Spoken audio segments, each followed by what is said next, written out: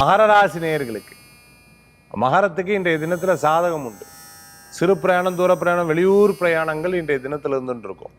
இடம், பொருள், வீடு, மனை, வாகனங்கள் வாங்கக்கூடிய யோகங்கள். தாயார் வழியில நல்ல செய்திகள் உண்டு. சகோதர சகோதரி ஏதோ ஒரு உதவிகள் பண்ணுவா, இல்லை நீங்க அவளுக்கு உதவிகள் பண்ணுவீங்க.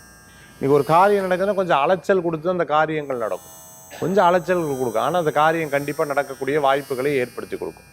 தொலைக்காட்சி நடத்தினா, தொலைக்காட்சியில் வேலை பண்ணிட்டு இருக்கோம், அட்வொகேட்டாக ப்ராக்டிஸ் பண்ணிட்டு இருக்கிறவங்களுக்கு, ஆடிட்டிங் படிச்சுட்டு இருக்கிறவங்களுக்கு அருமையான வாய்ப்புகள் தேடும். சில விஷயங்கள்லாம் என்னடா இது நம்ம நினச்ச மாதிரி நடக்க மாட்டேங்குதுன்னு பல நேரங்கள் உட்காந்து துன்பப்படுற, வேதனைப்படுறதெல்லாம் மாறி வரும். நீங்கள் வேணா பாருங்க.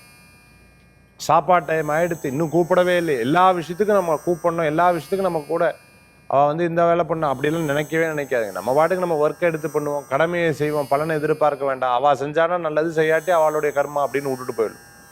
மகர ராசி என்பவர்கள் வழிபடக்கூடிய தெய்வம் தன்வந்திரி பகவான் வழிபாடு வெற்றி வழிபாடு.